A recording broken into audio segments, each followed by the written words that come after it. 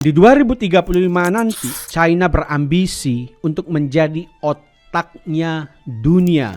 Mereka mentargetkan untuk memproduksi PhDs itu 150.000 per tahun, di mana 75%-nya itu fokus pada STEM, Science, Technology, Engineering, dan Mathematics. Tahun 2023 yang lalu, Cina itu menghasilkan papers atau riset di bidang STEM totalnya 740.000 papers. Sedangkan Amerika itu hanya menghasilkan sekitar 620.000 papers. Jadi di sini kita bisa lihat Cina itu sangat serius. Dan lo tahu nggak? Sekarang Cina betul-betul hebat di bidang pendidikannya, betul-betul hebat di bidang ekonominya. Di tahun 1976 kondisinya itu berbanding terbalik dengan sekarang. Pada tahun 76 Indonesia itu sedang oil boom.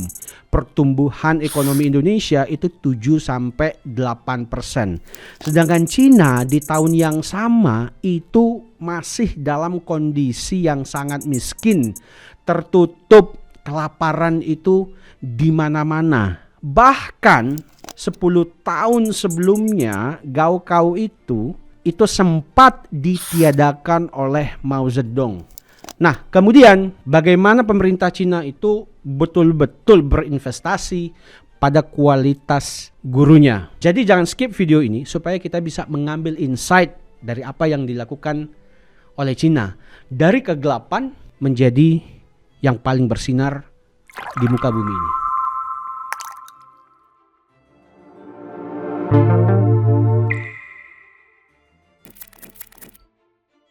Kita mulai dari titik alik berbaliknya ekonomi dan pendidikan China di 1976 pada saat Deng Xiaoping mengambil alih kepemimpinan Cina dari Mao Zedong.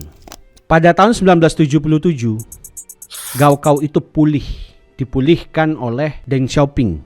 Pesertanya ada 5,7 juta peserta. Kemudian Gaokao ini terus berlanjut sampai 1999, di mana pada tahun ini disebut dengan The Great Expansion.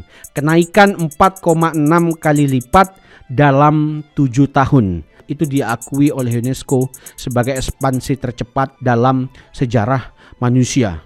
Nah, kemudian kita balik lagi di 1977, ini adalah turning point monumental kembalinya meritokrasi akademik, yaitu pemerintah Cina di bawah Deng Xiaoping itu melakukan restorasi Gaokao pasca revolusi kebudayaan. Sebagai konteks saja teman-teman. Nah, tetapi ketika Gaokao ini direstorasi gitu ya, yang tadi gue bilang pesertanya itu 5,7 juta, kemudian ini menjadi cikal bakal sulitnya tes Gaokao atau tes masuk universitas di China, di mana acceptance rate-nya itu 4,7%.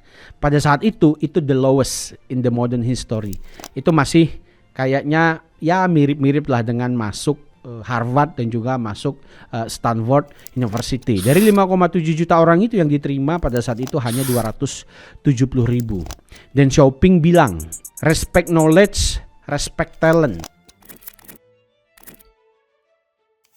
Jadi ketika Deng Xiaoping memimpin China, dia melakukan 4 hal utama dalam dunia pendidikan plus 1. Ini gue yang tambahin sendiri ya. Nah, 4 hal itu apa? Yang pertama itu adalah pemulihan Gaokao. Kedua itu apa? Pengiriman mahasiswa ke luar negeri. Ketiga itu apa? Wajib belajar 9 tahun. Keempat itu apa? Revitalisasi intelektual. Dan plus 1 itu adalah betul-betul melatih para guru. Nah, kita mulai bahas dari yang pertama. Di tahun 1977, Deng Xiaoping itu melakukan pemulihan Gaokao. Dari yang 10 tahun tidak ada Gaokao, dia betul-betul pulihkan. Nah, ini adalah kebijakan yang paling radikal menurut orang-orang pada masa itu. Karena 10 tahun itu revitalisasi kebudayaan, tidak ada orang yang bisa masuk ke universitas atau SMA kalau tidak punya afiliasi politik dengan partai komunis yang dipimpin oleh Mao Zedong pada saat itu. Tetapi ketika dipimpin oleh Deng Xiaoping, gitu ya, ujian universitas nasional atau Gaokao itu dihidupkan, itu membangkitkan harapan dari masyarakat Cina. Tujuannya jelas, menyaring orang-orang terpintar berdasarkan kemampuan akademik, bukan berdasarkan pandangan politik dan atau loyalitas partai. Jadi semua punya kesempatan untuk masuk SMA, untuk masuk universitas. Nah, kemudian yang kedua yang dilakukan oleh Deng Xiaoping pada saat itu adalah pengiriman mahasiswa ke luar negeri. Cina itu mulai mengirimkan ribuan mahasiswa terbaiknya, generasi terbaiknya, anak-anak terbaiknya itu untuk pergi ke Amerika Serikat, pergi ke Eropa, pergi ke Jepang untuk mempelajari sains dan teknologi. Deng Xiaoping itu pernah berkata seperti ini, bahkan jika 10% dari mereka tidak kembali, itu tetap merupakan kesuksesan besar bagi China. Nah, terus yang ketiga, Deng Xiaoping itu juga mewajibkan belajar 9 tahun. Semua masyarakat itu mulai dari tahun 1986 itu wajib belajar 9 tahun. Kalau di sini ya SD, SMP lah gitu. Tapi kemudian itu mulai ditingkatkan, masyarakat Cina itu harus punya sampai SMA lah, kayak begitu.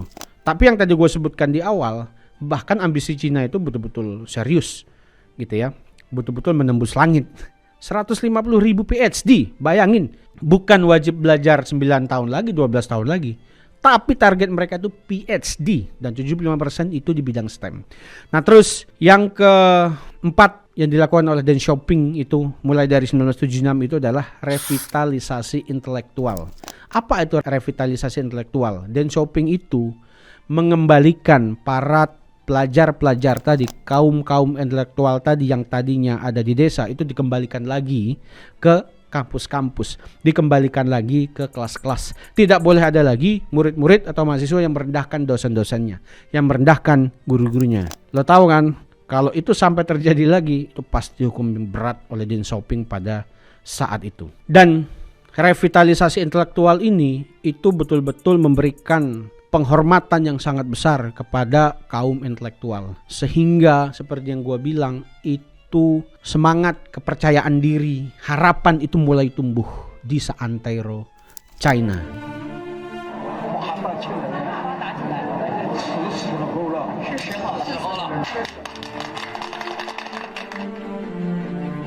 Jadi kalian bisa lihat kan bahwa kepemimpinan itu berperan penting dalam menjaga harapan, berperan penting dalam menjaga semangat rakyat, berperan penting dalam membawa arah sebuah negara dari kegelapan menuju era keemasan. Itulah pentingnya pemimpin. Nah, terus yang tadi gue udah jelasin 4+1. Satunya ini apa? Satunya ini itu adalah pemerintah China itu betul-betul memperhatikan para guru. Jadi pemerintah Cina itu memberikan kuliah secara gratis kepada orang-orang di Cina yang ingin menjadi guru di Cina. Tadi gue udah ngebahas 4 modernisasi yang dilakukan oleh pemerintahan Deng Xiaoping. Ada pemulihan Gaokao, ada pengiriman mahasiswa ke luar negeri, ada wajib belajar 9 tahun, dan juga ada revitalisasi intelektual. Dan plus satunya itu adalah pelatihan dan kesejahteraan guru. Nah, pemerintah Cina itu guys, mereka itu menganggap bahwa yang jadi garda terdepan dari kemajuan pendidikan di China itu adalah gaji guru. Jadi mereka itu betul-betul memberikan kesejahteraan kepada gurunya. Nah, coba kita lihat ya. Software engineering itu gajinya sekitar 486 juta per tahun. Nomor 2 itu ada dokter, 364 juta 500 per tahun. Nah, guru itu ada di posisi dengan gaji 218 juta 700 ribu rupiah gaji rata-rata guru per tahun di China. Dan kemudian coba kita lihat nih ya, ada level 1 sampai level 6. Level 1 itu junior teacher gitu ya. Itu salary multiplier-nya itu di 1 kali. Nah, lo bisa lihat teacher level 2 multipliernya itu ada di 1,15 kali. Level 1 ada di 1,35 kali. Sampai ke senior profesional itu yang sudah mengabdi 25 sampai 30 tahun, itu salary multipliernya itu 2,2 kali. Nah, jadi guru di Cina itu jelas gajinya berapa. Kemudian seiring bertambahnya usia pengabdian sebagai guru, multiplier kenaikan gajinya itu juga jelas. Nah, kemudian pemerintah China itu memberikan program kuliah gratis bagi warga Cina yang ingin menjadi guru. Jadi ada governmental granted teacher education program di China sana. Jadi mereka ini itu full dapat beasiswa, mulai dari uang kuliahnya dibayarin, kos-kosannya juga dibayarin, sampai biaya hidupnya juga itu ditanggung oleh negara. Tetapi setelah itu mereka yang lulus, mereka wajib mengabdi di daerah pedesaannya Cina selama 6 tahun. Nah, kemudian untuk penempatan realnya itu mereka ada lagi pelatihannya. Untuk jadi guru ya, itu harus lulus tes menulisnya, written testnya, pedagoginya, psikologinya, ada subject knowledge-nya. Kemudian ada interview, mocking teaching selama 20 menit. Dilihat gimana cara si orang ini mengajar selama 20 menit. Lo tahu nggak, di tahun 2023 yang lalu itu ada 11,44 juta yang ikut tes jadi guru. Yang keterima itu cuma 2,9 juta. Tetapi walaupun mereka harus kuliah, mengabdi 6 tahun di pelosok gitu ya, resistensinya itu tinggi sekali. Resistensinya itu lebih dari 96,5% dari mereka yang tadinya kuliah terus ngajar di desa itu tetap bertahan menjadi guru, karena pemerintahnya itu betul-betul memperhatikan kesejahteraan mereka. Kualitas dari si guru-guru betul-betul diperhatikan. Nih lo lihat ya, di tahun 2010 sampai 2015 itu pemerintah Cina itu menggelontorkan dana khusus untuk pelatihan itu di 37,6 triliun. Fokus kepada rural teachers. Kemudian di tahun 2016 sampai 2020 pemerintah Cina itu menggelontorkan 60,26 triliun untuk guru rural dan juga online expansion. Jadi mereka nggak cuma tatap muka gitu ya, karena Cina itu kan gede guys. Jadi mereka juga pakai online pelatihannya gitu. Kemudian di tahun 2021 sampai tahun 2025 itu naik lagi anggaran pelatihannya, itu 85 triliun khusus untuk pelatihan guru, plus ditambah ada pelatihan AI. Jadi budget yang digelontorkan besar sekali hanya untuk pelatihan loh ya. Hanya untuk pelatihan 85 triliun. Di Indonesia berapa ya untuk pelatihan guru ya? Coba kalian cek sendiri. Sekarang kita masuk. Kita tahu bahwa Cina itu punya Gaokao. Gaokao itu menurut beberapa media itu merupakan ujian tersulit yang ada di dunia saat ini. Competitiveness-nya tinggi sekali. Siswa itu katanya sampai nangis. Siswa itu katanya stres, tingkat stresnya itu tinggi.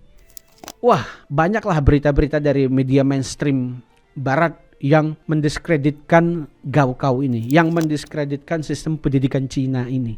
Tapi ya bullshit lah media-media barat.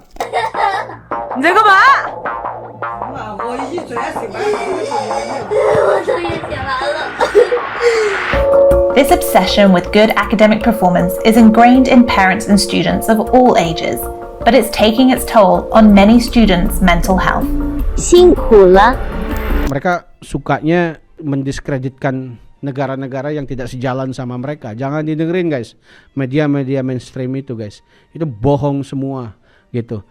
Dan kalau misalkan memang kita mau mencapai posisi tertentu, kita mau ada di nomor 1, ya memang ada harga yang harus dibayar. Memang stres gitu. Kita nggak bisa nyantai-nyantai kemudian kita jadi nomor 1. Emang ada? Nggak ada. Apa kata Helmi Yahya?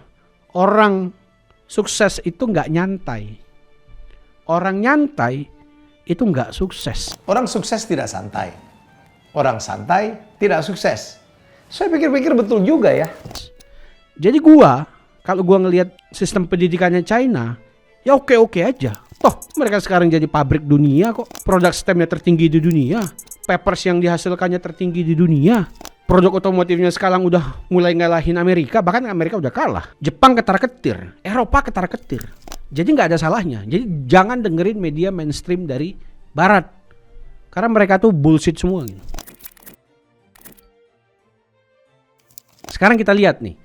Data soal kesehatan mental siswa di Cina. Cina, Hong Kong, Singapura, Korea itu disebut sebagai high performing East Asia education system gitu ya. Dah, negara-negara ini itu konsisten berada di 10 peringkat terbawah dengan tingkat stres siswa yang paling tinggi di dunia.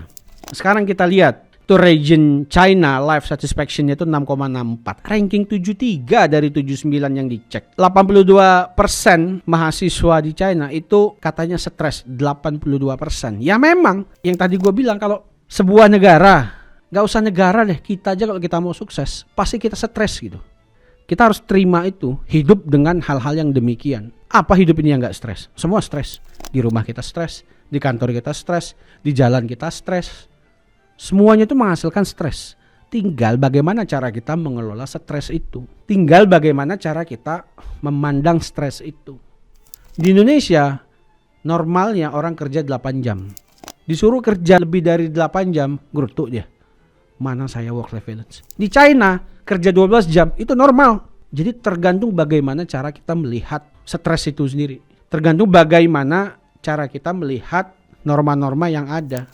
Gitu. Di China sana nggak ada orang demo-demo kerja 12 jam gitu kan. Nggak ada siswa-siswanya yang ngajak demo hapuskan gaokao, hapuskan sistem ini, hapuskan sistem itu. Enggak, itu bekerja untuk mereka, itu works buat Cina. Di balik stres yang tadi gue bilang 82% stresnya siswa di Cina sana gitu ya.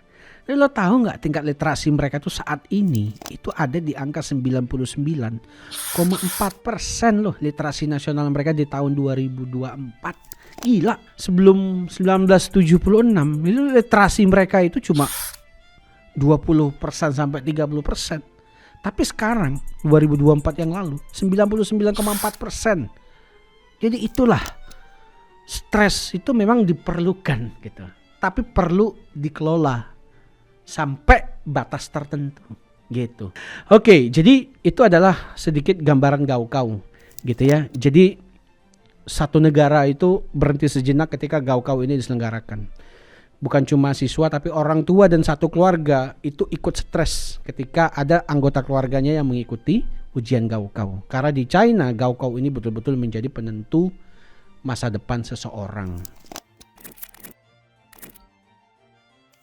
Kalau nilai lu bagus banget, lu bisa masuk ke Ivy League. Cuma 2% yang bisa masuk ke kampus-kampus bergengsi di China. Itu lebih rendah dari Stanford dan Harvard yang acceptance rate-nya itu ada di angka 3,sekian persen. Jadi di China itu, kampus itu diklasifikasi menjadi 3. Ada yang disebut dengan Project 211. Nah, ini kampus-kampus yang memiliki standar nasional. Kemudian ada klasifikasi yang kedua yaitu Project 985, yaitu kampus dengan standar global gitu. Ini diluncurkan Mei 1998 gitu ya. Ini lebih sedikit lagi daripada Project 211 tadi gitu. Tujuan dari kampus-kampus ini dibangun itu supaya mampu bersaing seperti kampus-kampus top di dunia seperti Harvard dan Oxford. Nah, dan Cina punya klasifikasi kampus paling elit, C9 League atau Ivy League-nya Tiongkok. Ini dibentuk pada tahun 2009. Ini adalah aliansi dari 9 universitas paling elit di Tiongkok yang semuanya berasal dari grup Project 985. Jadi ini adalah wajah utama dari pendidikan Tiongkok atau pendidikan Cina di mata dunia. Semua peserta gaokao ini kebanyakan itu kalau mereka lulus akan masuk ke ketiga kampus ini gitu. Tetapi kan mereka ingin masuk ke kampus C9-nya China, Ivy League-nya China. Tapi yang tadi ya 2% tadi. Sekarang kita lihat bagaimana partisipasi dan performa PISA. Pada tahun 2018 Cina itu sempat mendominasi global pada skor PISA. Yaitu ranking di matematika, sains, dan membaca. Cina itu skornya 591. Itu lebih tinggi 102 poin dibandingkan dengan negara OECD. Jadi Cina itu dari era kegelapan menuju era kemasan di bidang pendidikan itu sempat menduduki posisi 1. Walaupun tahun 2022 itu mulai disalip lagi oleh Singapura. Tapi gue yakin beberapa tahun lagi akan kembali memegang posisi nomor 1. Jadi kunci pendidikan yang ada di Cina adalah meritokrasi yang dijalankan sebenar-benarnya tanpa ada pengecualian. Ujian Gaokao emang bikin stres para siswa. Bukan cuma siswa, tapi orang tuanya juga bikin stres. Ujian Gaokao ini membuat negara itu berhenti sejenak. Tapi apakah cuma model ujian Gaokao saja yang bisa membuat Cina jadi pabriknya dunia? Ternyata tidak. Kuncinya adalah apa yang mereka pelajari di dalam kelas, dukungan pemerintah, dan kolaborasi dengan sektor swasta yang membuat pendidikan Cina begitu bagus. Pemerintah Cina bahkan berani mengeluarkan peraturan dilarang bimbel privat, di mana sektor itu nilainya lebih dari 1.000 triliun. Tapi demi kemajuan bangsanya sendiri, pemerintah Cina berani melarang industri bisnis privat. Sampai jumpa di video selanjutnya. Mari kita tambah volume otak kita, volume otak pemerintah kita, dan juga volume otak bangsa kita. Sampai jumpa. Assalamualaikum.